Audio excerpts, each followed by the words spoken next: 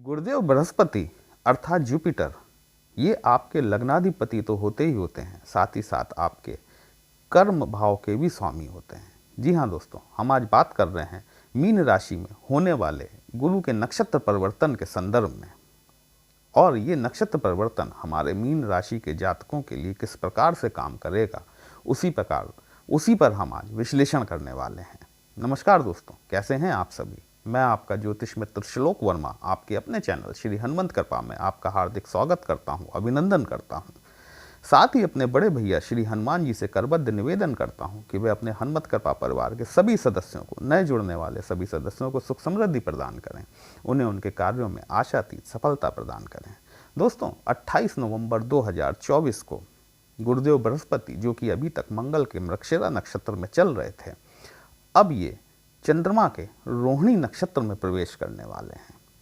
देखिए, किसी भी ग्रह के प्रभाव को समझने से पहले उस ग्रह के स्वभाव को समझना बहुत जरूरी होता है। जब आप उसके स्वभाव को समझ लेते हैं, तब आपको ये देखना चाहिए कि वो किस भाव में बैठा हुआ है और उस भाव में बैठकर अब आप पर किस प्रकार का प्रभाव डालेगा। ठीक है, तो गुरुदेव जो है ना, ये आपके लग्नाधिपति होते हैं, आपके लग्न के कारक होते हैं।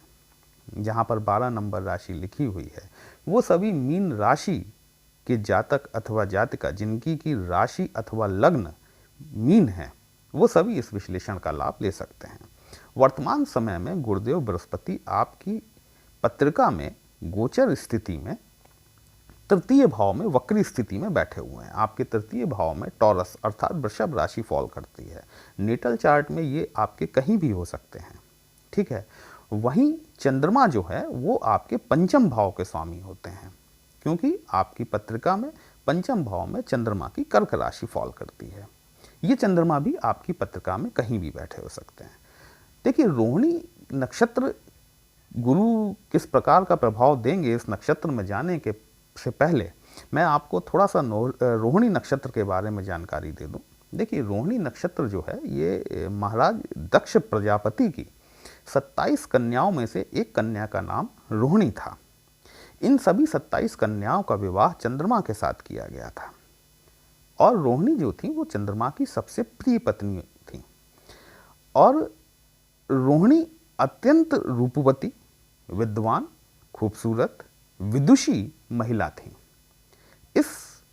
इस वर्गीकरण से आप ये अनुमान लगा सकते हैं कि इस नक्षत्र का प्रभाव आपके जीवन पे किस प्रकार पड़ने वाला है। यदि चंद्रमा की नक्षत्रों में स्थिति आपके लिए शुभ है, यदि गुरु की नक्षत्रों में स्थिति आपके लिए शुभ है या भाव में आपके लिए शुभ है।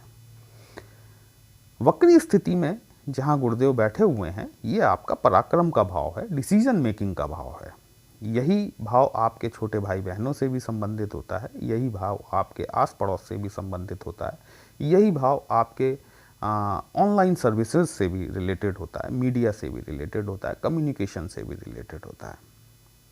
यहीं से आपकी डिसीजन मेकिंग भी देखी जाती है। वहीं जो पंचम भाव होता है आपका, ये पंचम भाव आपका पूर्व जन्म में किए गए कर्मों को भी रिफ्लेक्ट करता है। साथ ही साथ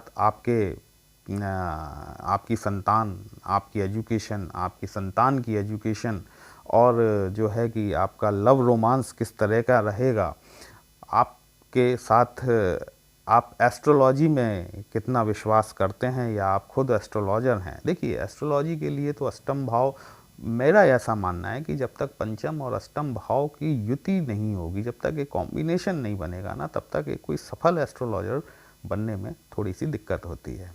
ठीक है, तो ये सारी चीज़ें जो हैं ये पंचम भाव के थ्रू देखी जाती हैं। जिनका भी चंद्रमा कमज़ोर अथवा पीड़ित होता है ना दोस्तों, उन्हें हमारे आपके आराध्य देव श्री कृष्ण की शरण में जरूर जाना चाहिए, क्योंकि चंद्रमा की समस्त 16 कलाओं के जो ज्ञाता हैं वो एकमात्र श्री कृष्ण देव हैं, हमारे आपके छलिया श्री कृष्ण। ठीक है, तो यदि आपका चंद्रमा पीड़ित है, अगर आपको चंद्रमा के शुभ फल प्राप्त नहीं हो पा रहे हैं, देखिए चंद्रमा हमारे मन का सबसे बड़ा कारक है। यदि आपने अपने मन को जीत लिया तो आपने अपनी कुंडली के ज़्यादातर ग्रहों पर विजय पा ली, क्योंकि कहावत भी है ना कि मन के हारे हार है और मन के जीते जीत। ठीक है, अगर मन आपका आपके कंट्रोल में हो गया, तो आप यकीन मानिए कि आपने बहुत सारी चीज़ों पर बिना किसी प्रयास के ही विजय पा ली। श्री कृष्ण से बड़ा उदाहरण कोई और हो नहीं सकता, जिनका कि अपने मन पे सर्वोत्तम नियंत्रण जिसे कहा जाए, वो नियंत्रण उनके पास था।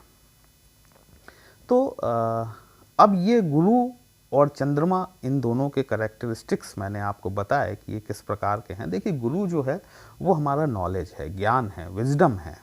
गुरु एक्सपेंशन का भी कारक है, विस्तारक है। गुरु चीज़ों का विस्तार कर देते हैं। और साथ ही साथ यह भी कहा जाता है कि स्थान हानि करो जीवा, लेकिन वो सिद्धांत थोड़ा सा अलग है, उस सिद्धांत पर हम आज डिस्कस नहीं करेंगे। गुरुदेव जो है ये आपकी पत्रिका में वक्री स्थिति में है और 5 फरवरी 2025 तक ये वक्री रहने वाले हैं। जब ये रोहिणी के नक्षत्र में जाएंगे तो रोहिणी, अभी ये वक्री हो रहे हैं और रोहिणी के नक्षत्र में जा रहे हैं और 5 फरवरी तक ये रोहिणी के नक्षत्र में ही गोचर करेंगे। जब मार्गी होंगे तब भी ये रोहिणी नक्षत्र से ही मार्गी होंगे। दोस्तों, अभी तक आपने अपने चैनल को सब्सक्राइब नहीं किया है तो करबद्ध निवेदन है कि चैनल को सब्सक्राइब जरूर कर लीजिएगा। वीडियो को अंत तक अवश्य जरूर देखिएगा। कहीं भी आपको अच्छा लगता है कमेंट बॉक्स में जय श्री राम लिखेंगे तो आपको भी अच्छा लगेगा, हमें भी अच्छा लगेगा आपके लिए इस तरह के विश्लेषण लेकर आने के लिए। गुरु के पास में 3 दृष्टियाँ होती हैं, जैसा कि आपको पता है, 5वीं, 7वीं और 9वीं। गुरु की दृष्टि इस समय आपके सप्तम भाव पर पड़ रही है। सप्तम भाव आपके जीवन साथी से संबंधित होता है, आपके व्यापार व्यवसाय से संबंधित होता है, आपकी भागीदारी से संबंधित होता है, जनता से संबंधित होता है, मतलब आम जनता से संबंधित होता है। तो यहाँ पर जब गुरु चंद्रमा के नक्षत्र में जाएंगे और यदि चंद्रमा आपकी पत्रिका में शुभ नक्षत्रों में बैठा हुआ है, शुभ ग्रहों से दृष्ट है, तो आपको जीवन साथी के साथ में बहुत अच्छे रिश्ते निभाने का एक मौका मिलेगा। आप ये मान के चलें कि ये जो 4 महीने का पीरियड है ना, ये आपके लिए एक सुनहरा पीरियड साबित हो सकता है। यदि आपकी जीवन साथी के साथ में कोई वैचारिक मतभेद है तो ये एक बहुत अच्छा समय हो सकता है जबकि आप उन मतभेदों को दूर कर सकते हैं। साथ ही साथ यदि आप पॉलिटिक्स में जुड़े हुए हैं, आपके लिए जनता के साथ में संबंध बनाने के लिए एक बहुत अच्छा सुयोग बन रहा है ये। यदि आप भागीदारी के व्यवसाय में हैं और चंद्रमा आपके नक्षत्रों में शुभ है, शुभ स्थिति में है, तो आप यकीन मानिए कि ये व्यवसाय के लिए भी आपका बहुत अच्छा टाइम साबित हो सकता है। देखिए, मैं ये बार बार इस बात पे क्यों फोकस कर रहा हूँ कि आपके चंद्रमा किन नक्षत्रों में बैठा हुआ है, क्योंकि गुरुदेव वक्री होकर चंद्रमा के नक्षत्र में पहुँच रहे हैं। मतलब इससे पहले जब वो मंगल के नक्षत्र में आए थे तो वो पहले चंद्रमा के ही नक्षत्र में थे। अब यदि उस समय गुरु ने आपको शुभ परिणाम नहीं दिए, इसका मतलब कि चंद्रमा आपकी पत्रिका में शुभ नहीं है, बात समझिएगा। और अगर चंद्रमा आपकी पत्रिका में शुभ है और वक्री होकर वापस गुरु चंद्रमा के नक्षत्र में जा रहे हैं, तो आपको उन सभी शुभ फलों की प्राप्ति दोबारा होगी जो कि गुरु ने मंगल के मक्षरा में आने से पहले आपको प्रदान की थी। ठीक है। वहीं गुरु जो है वो आपके गुरु की जो सप्तम दृष्टि है वो आपके भाग्य भाव पर पड़ती है। भाग्य भाव जो है ना, ये आपके धर्म का भाव है, आपके पिता का भाव भी है। ठीक है। ये यहाँ पर जो है ना कि आप देखेंगे कि आपके धर्म के प्रति आस्था कुछ ज़्यादा बढ़ गई है। अपने पिता का सम्मान करें, अपने पिता का आशीर्वाद लें, तो आपको निश्चित तौर पर आपको भाग्य का सहयोग जरूर प्राप्त होगा। भाग्य स्थान को जागृत करने के लिए जो है ना, मीन राशि वालों के लिए यहाँ पर मंगल की राशि फॉल करती है, मंगल की वृश्चिक राशि यहाँ पर आती है। ठीक है। और आपको आपके भाइयों के साथ निश्चित तौर पर अपने संबंध बहुत अच्छे रखने चाहिए। यदि आप अपने भाइयों के साथ संबंध अच्छे रखेंगे ना, चाहे वो छोटे भाई हों चाहे बड़े भाई हों, आप उनके साथ में संबंध अच्छे रखेंगे तो निश्चित तौर पर आपके भाग्य की जागृति जरूर होगी। पिता का आशीर्वाद लेना यहाँ पर बहुत ज़रूरी है। ठीक है। 3rd हाउस में बैठे हुए गुरु की 9वीं दृष्टि जो है ये आपके लाभ भाव पर पड़ रही है। लाभ भाव क्या है? यहाँ पर शनि की मकर राशि फॉल करती है। ये गुरु की नीच की राशि होती है। ठीक है। तो यहाँ पर थोड़ा सा क्या है कि थोड़ा सा कॉम्बिनेशन ट्रिकी बन जाता है, क्योंकि देखिए चंद्रमा भी शनि के साथ में संबंध अच्छे नहीं हैं, दोनों प्लैनेट्स की आपसी पटती नहीं है, पटरी नहीं खाती, और गुरु की यहाँ पर नीच की दृष्टि है। तो लाभ में किसी प्रकार की कमी आपको देखने को मिल सकती है। मतलब जो लाभ अभी मंगल के नक्षत्र में आपको मिल रहा था, हो सकता है कि वो लाभ में आपको कमी महसूस हो, लेकिन प्रयास कीजिए। और प्रयासों से कईयों बार देखिए क्या होता है ना कि पत्रिका का हमारा एक भाव बहुत अच्छा रिजल्ट दे रहा होता है, वहीं दूसरा भाव जो है वो थोड़ा सा हमें नेगेटिव रिजल्ट देता है। जिंदगी तो यही है कि कहीं खुशी कहीं गम, है ना।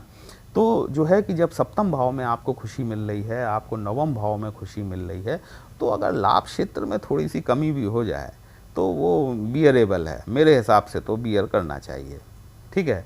तो जो है कि कुल मिलाकर देखा जाए तो आपको, यदि आप अपने प्रयासों में कमी नहीं लाएंगे ना, तो फिर आपको निश्चित तौर पर लाभ में भी आपको इक्वल रहेगा। मैं आपसे ये नहीं कहूँगा कि लाभ आपका अचानक से बहुत बढ़ जाएगा, बहुत फ़ायदा मिलेगा आपको, ऐसा नहीं बोलूँगा। हाँ, लेकिन अगर आप अपने प्रयासों में कमी नहीं लाते हैं, आप लगातार प्रयास करते रहते हैं किसी भी फील्ड में, किसी भी चीज़ के लिए यदि आप प्रयासरत हैं और उन प्रयासों को आप जारी रखते हैं, तो आपकी लाभ की स्थितियाँ बैलेंस्ड बनी रहेंगी।